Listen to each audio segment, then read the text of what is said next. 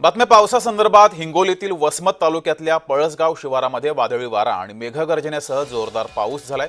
यामुळे 4 ते 5 फूट उंच वाढलेल्या कपाशाची बोंड गळून पडली आहेत। हातातोंडाशी आलेला घास निसर्गाच्या लहरीपणामुळे हिरावल्यानं शेतकरी संकटात सापडलाय।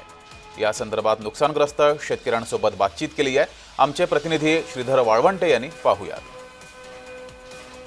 मी उभा आहे हिंगोलीच्या पळसगाव शेत शिवारामध्ये।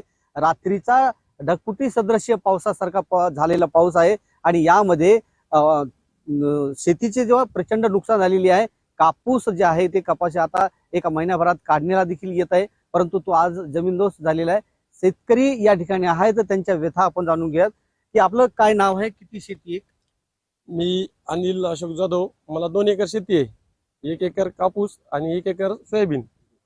तर काल रात्री असा पाऊस पडला वारं होतं की सगळं कापूस पुरा जमीन लेवल झाला आणि हे जे बोंड लागले होते खूप ते पुऱ्या जमिनीला टेकले येतं।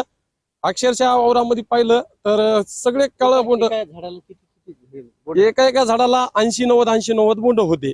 तर त्याच्यातले पुरे जमीन लेवल झाली बघा। आणि सरकारला एकच विनंती आहे की आता दिवाळी दसरा यायलेली आहे, लवकरात लवकर आमची जे काही नुकसान झाली ती पूर्ण आम्हाला मदत करावी सरकारनं। आता दसरा दिवाळी आलेली आहे, यांनी आम्हाला लवकरात लवकर मदत करावी। श्रीधर वाळवंटे, जय महाराष्ट्र न्यूज, पळसगाव, हिंगोली।